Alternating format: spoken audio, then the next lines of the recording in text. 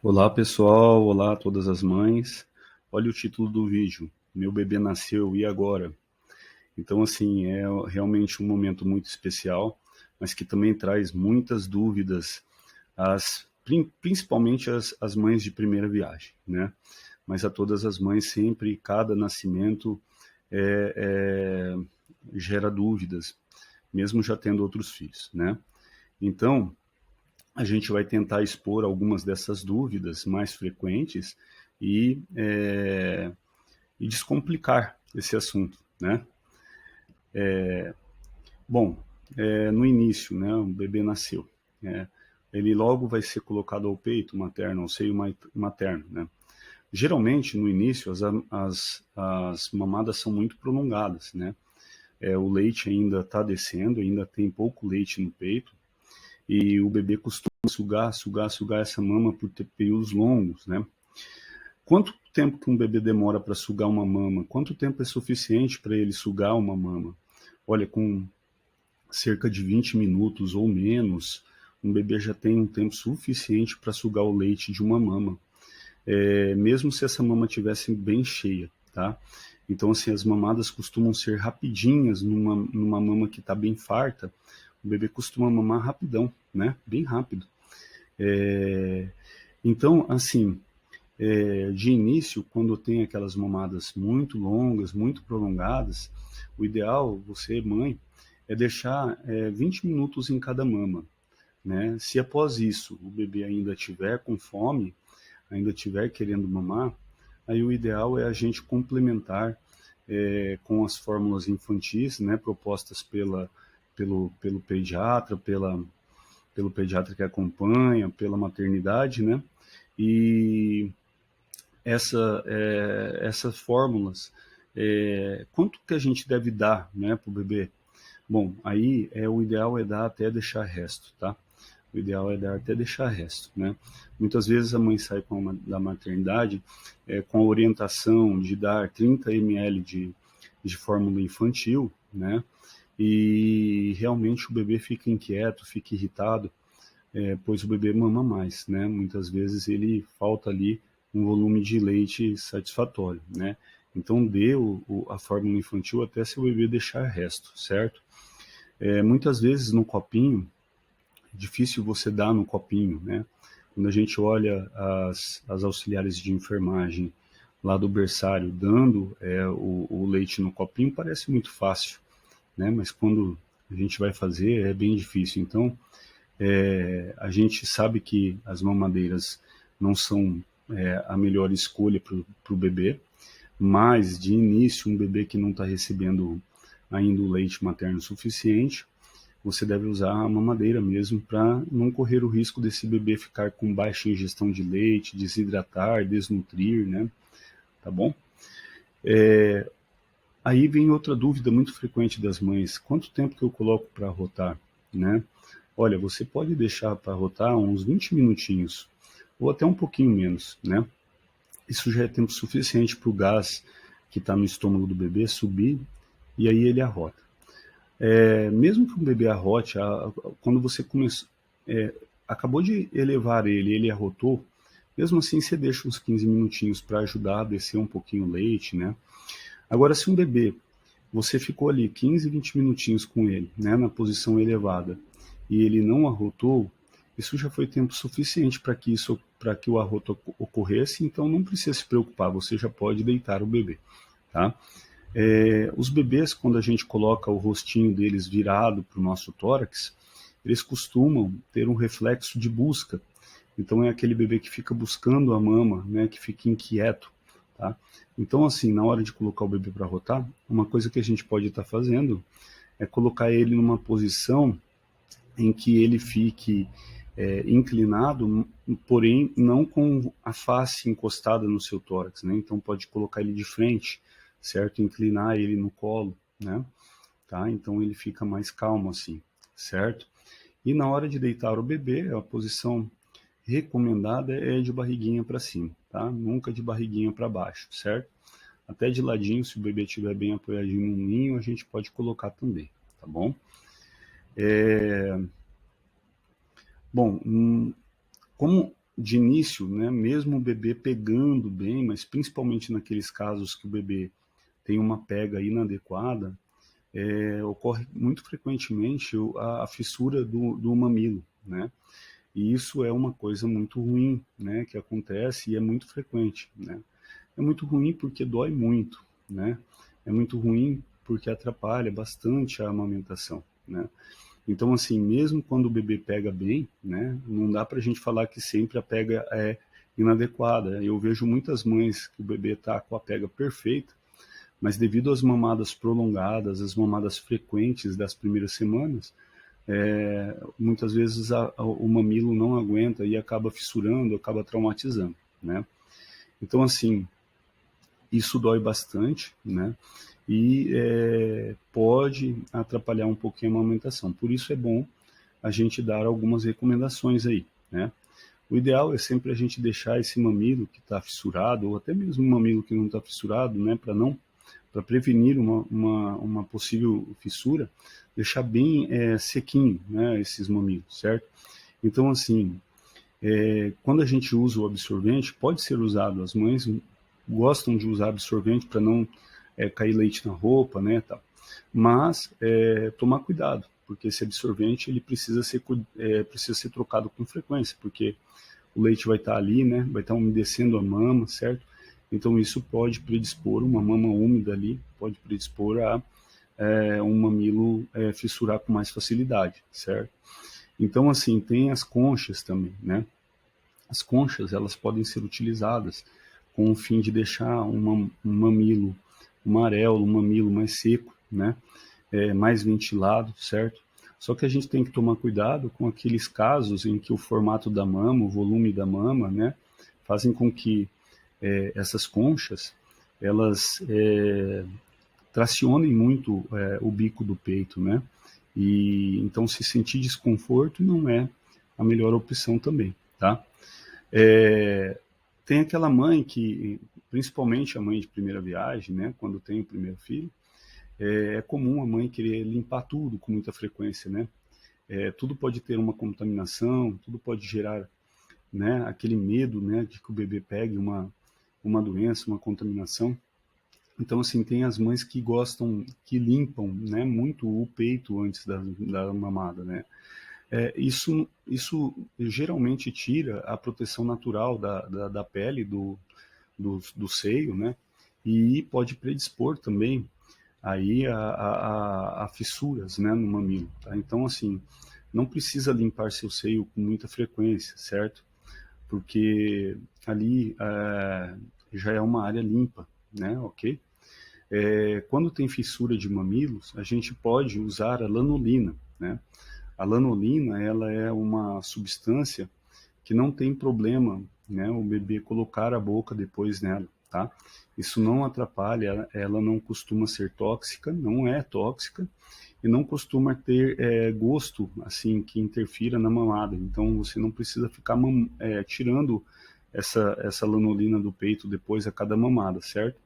Existem evidências de que o uso da hortelã, né, de gels com hortelã, mas isso é difícil encontrar, muitas vezes se encontra gel íntimo, né, não é uma boa opção, né, mas se quiser fazer um chá de hortelã, né, um chazinho de hortelã frio, né, geladinho, colocar ali, fazer uma compressinha ali curta, né, de curto período, né, no mamilo, a hortelã tem efeitos cicatrizantes, tá? Tem algumas evidências mostrando isso, certo? A gente pode também, no mamilo fissurado, para até mesmo melhorar a dor e melhorar até mesmo o trauma, né, que o bebê acaba causando ainda na mama já traumatizada a cada mamada, a gente pode mudar as posições de pega, né? Então a gente tem aquela posição clássica do bebê, que toda mãe já começa usando ela, e a gente também tem uma posição que pode ser com o bebê, o corpinho do bebê, né, por baixo da nossa, da axila materna, né, vindo com a cabecinha, né, no peito do lado dessa axila, né, e a gente tem também a posição em que o bebê ele senta no colo da mãe como se fosse um cavaleiro, assim, né, Então ele com as perninhas abertas, ele vai na coxa da mãe assim e pega o peito de frente, certo? Então essas são algumas posições que a gente pode estar variando também, né? Quando a mama está fissurada, uma coisa também que é importante alertar é que muitas vezes, mesmo que a mãe não veja sair sangue, né, ou não suje ali o sutiã de sangue, mesmo o bebê na hora de sugar, ele pode sugar sangue, uma quantidade de sangue, né, que sai dali daquele trauma mamilar, né?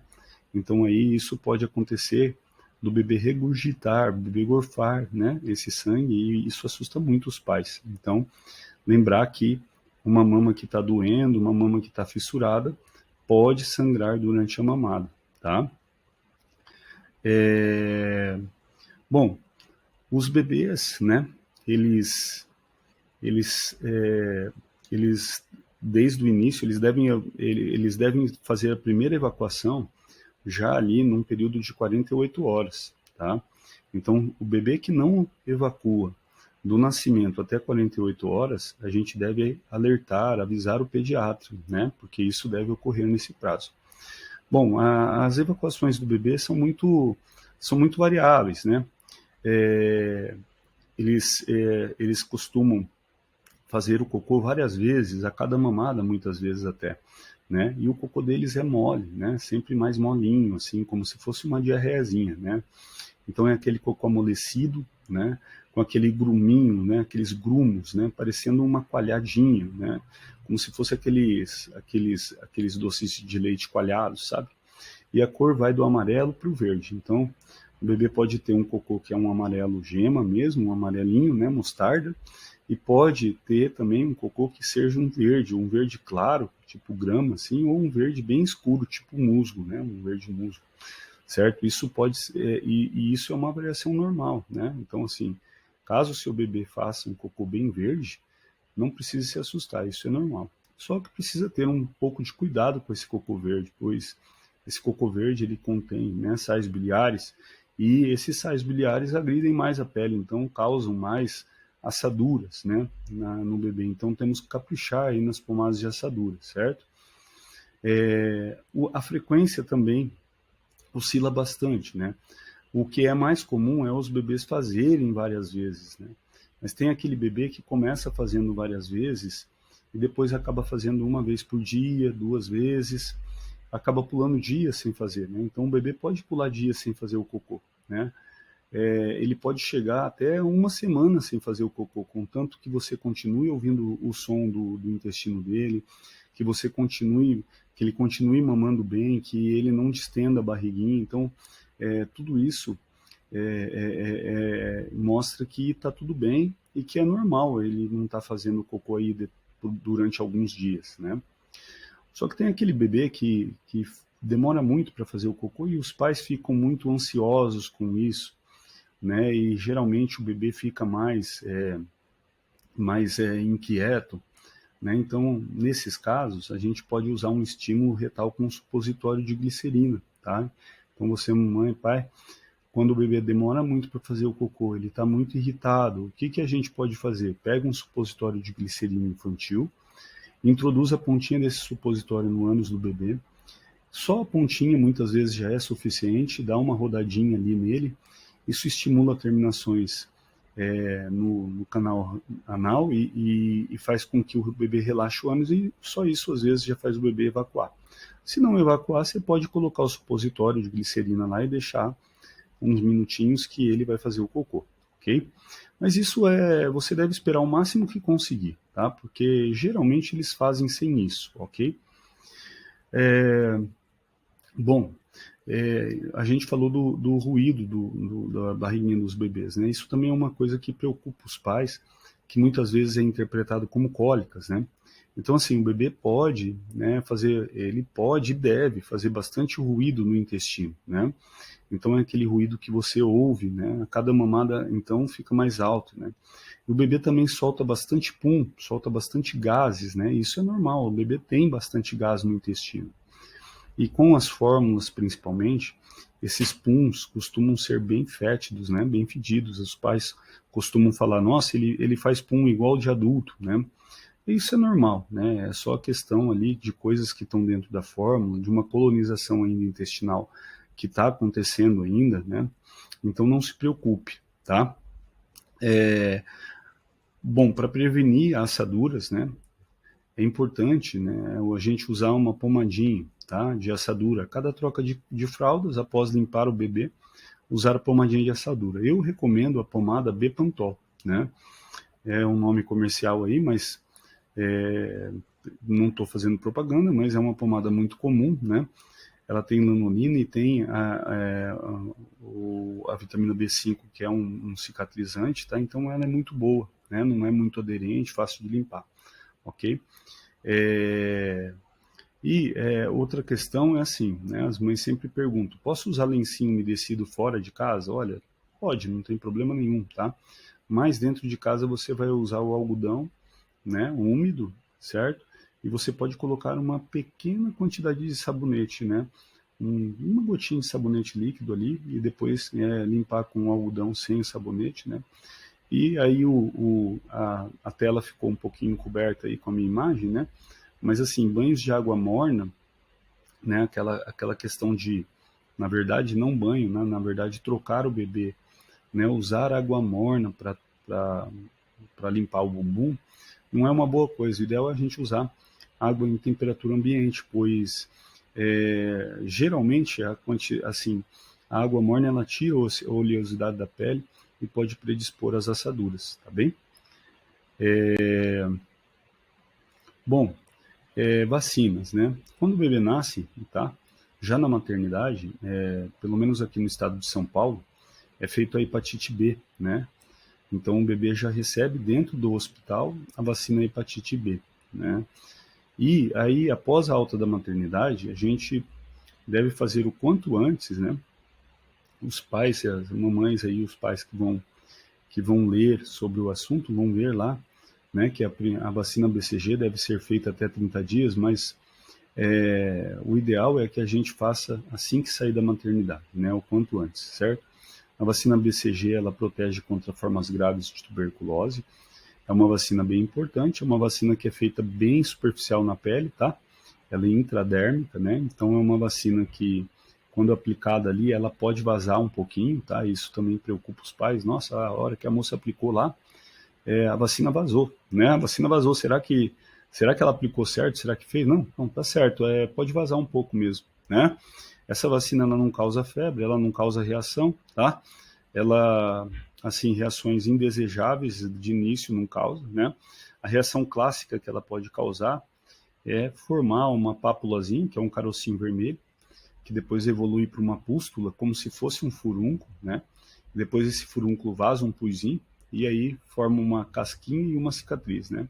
Igual na imagem aí a gente vê que já, né, vazou e tá aquele fundo amareladinho, né? E depois vai formar a crosta e a cicatriz. Nem sempre isso acontece dessa forma, né? Às vezes só fica uma pápulazinha vermelha, não forma cicatriz, mas uma meta-análise, né, um estudo recente mostrou que bebês, mesmo sem formar a reação clássica ou qualquer tipo de reação, e até 6 meses formar a cicatriz, então esses bebês que não formam a cicatriz, não formam reação, tendo comprovadamente tomado a vacina, eles estão imunizados, então a gente pode ficar tranquilo quanto a isso, certo? Essas reaçõezinhas, muitas vezes, quando elas vão ocorrer, seja da forma típica ou não, elas demoram, às vezes, até aí um prazo aí de 2 meses para começar a acontecer, tá? Então não fiquem ansiosos com isso, tá bom? Isso é normal, tranquilo, tá? Não causa febre, não causa dor, e se vier a ter a reação típica com vazamento ali de pus, é só tá higienizando ali com água e sabonete, ok? Quanto ao desenvolvimento, né? Olha que coisinha linda aí. Quanto ao desenvolvimento é o seguinte, né? O que a gente quer do bebê no primeiro momento? O que a gente quer do primeiro momento no bebê é o contato visual, né? É como se fosse esse bebê aqui que a gente está vendo aqui, né? Esse contato visual bonitinho aqui, né? Tá? O bebê, ele pode, né, começar já a sugar as mãozinhas, certo? Quando você coloca a mão, né, na mãozinha dele, no dedo na mãozinha dele, ele prende a sua mão, né? Ele prende o seu dedo, né? Ele agarra, né? O reflexo de preensão palmar, que a gente chama, né? Isso é muito presente, né? É normal os bebês tomarem sustinhos, né? Que é um reflexo também que chama moro, né? O reflexo do assustamento, certo? E nesse caso aqui, a gente vai ver o bebê já esboçando sorrisos, né? Mas ainda não é um sorriso social, né? É aquele sorrisinho assim, que o bebê parece que está sonhando, ou, né? De vez em quando vê ele sorrir, tá? Mas o mais importante é esse contato visual do bebê, né? Durante a mamada ou a hora que ele está no colo, certo?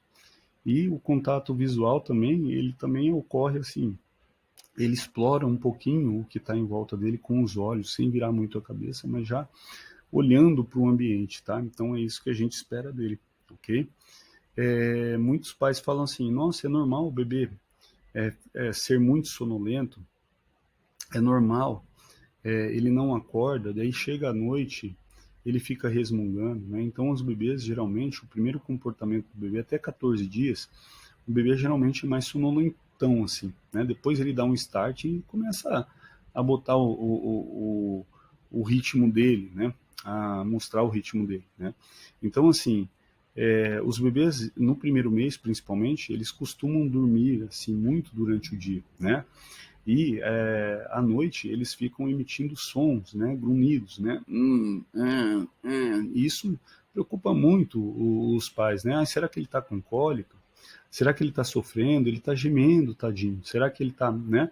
Não, não é nada disso. Ele emite esses sons mesmo. É comum os bebês ficarem se contorcendo, é comum eles ficarem se coxando, né? Assim no bercinho, tá? Então, assim, quando o bebê tem um desconforto, tem uma cólica, um desconforto, o que, que vai acontecer? Esse bebê vai chorar, né? O choro da cólica é aquele choro inconsolável, aquele choro que você não consola. Você pega, coloca no peito, troca a fralda, faz o que for, o bebê chora muito, muito, muito, de forma inconsolável, tá? Esses grunhidos, esses gemencinha, essas contorcidas que o bebê dá, isso é normal da fase do recém-nascido e então podem ficar tranquilos quanto a isso, ok? Então é isso, né? São informações assim, creio eu que importantes e que vão ajudar aí muito as mãezinhas aí, principalmente as mães de primeira viagem, tá? Então, assim, fica aí, né, o meu grande abraço, tá? Quem gostou aí, deixa aí um like aí no vídeo, se quiser assinar aí o canal, pode estar assinando, né? Que a gente vai tentar colocar aí vídeos mais interessantes para ajudar aí o pessoal, tá bom? Um grande abraço a todos, né? E até o próximo vídeo.